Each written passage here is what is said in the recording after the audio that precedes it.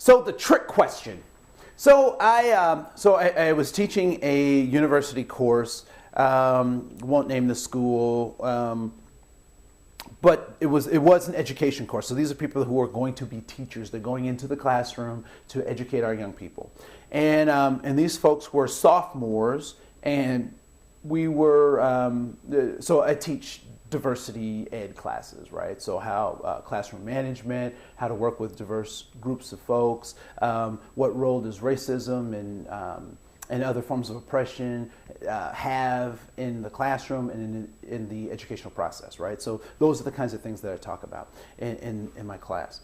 And so I asked a trick question to my students because I was trying to trick them. So it was a trick question. And this question had three parts. The first part was a discussion about African American History Month or Black History Month. And so the part A of the question was, should we continue to have African American or Black History Month? A, that was the first part. Comma, B, the second part of that question was, should we expand Black History Month to include other cultures, such as Hispanics or Hmong or Somali? Should we include them in the month of February as a method to educate folks, right?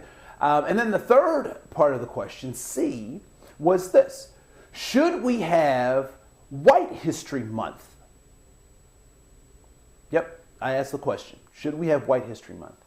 Now, I was able to get answers in all three areas, right? And so one person wrote in their paper that we should not have Black History Month because it raises one culture over all other cultures, and that's discrimination, and discrimination is wrong.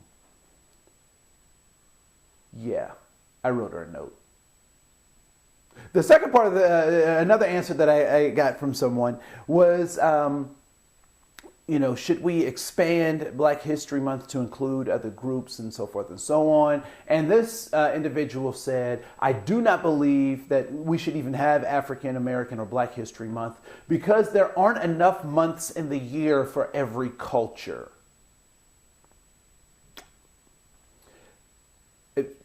Sounds pretty good, but you can probably do more than one in a month if you want, and that stuff is pretty arbitrary, right? So I wrote them a note too. But the third thing, the third category of question, letter C, if you will, that really caught my attention was the question: should we have White History Month? And I got a number of papers back that said we should have White History Month. As a black man, I was pretty confused when I heard that response, that they should have White History Month. Because I'm wondering, when I learned about Christopher Columbus, who was I learning about if it wasn't a white man? If I wasn't learning about Abraham Lincoln or George Washington or the Ford assembly lines, and I wasn't learning about Benjamin Franklin, and I wasn't learning about the presidents of the United States prior to President Barack Obama, who was I learning about? Because to someone said once, my black mind. To my mind, I thought that I was learning about white people. And so here was the part that became very critical for me to understand, because I asked the students, I actually had to have a conversation with the students who wrote these things because I was confused. I'm the instructor. I should have some clarity on this, right? But I was absolutely dumbfounded by the fact that they were stating that they need to have white history. What they told me surprised me.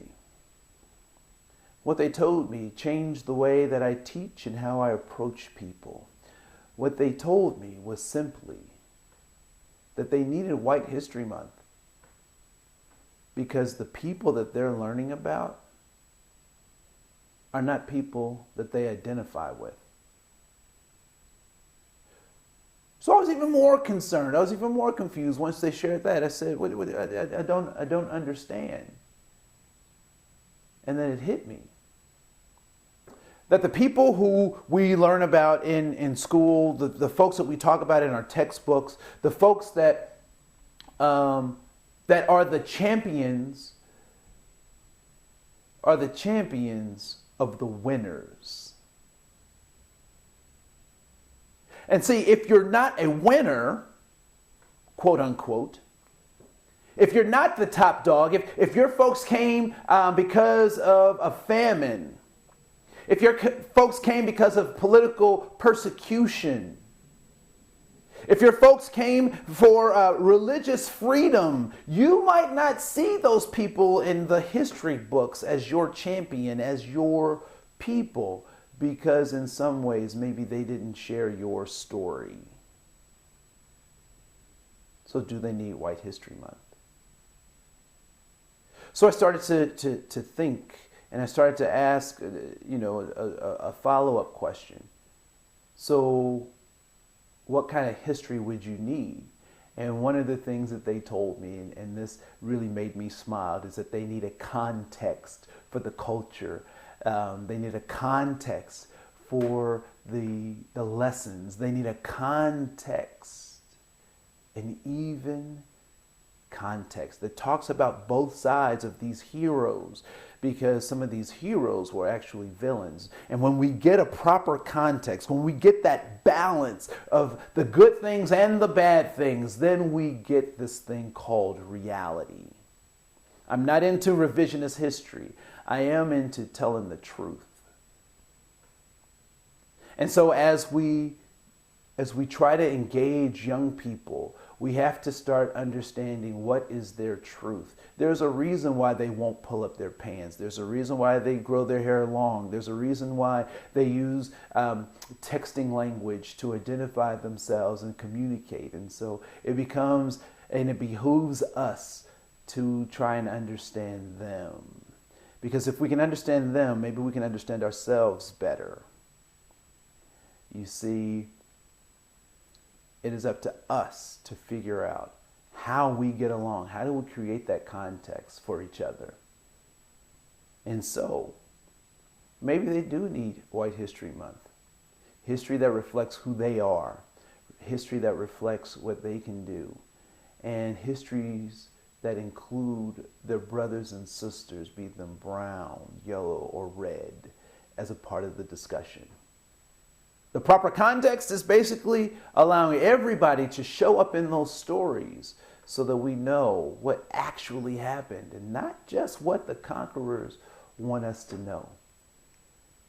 This is Andre Koen, and that, my friend, is today's principle.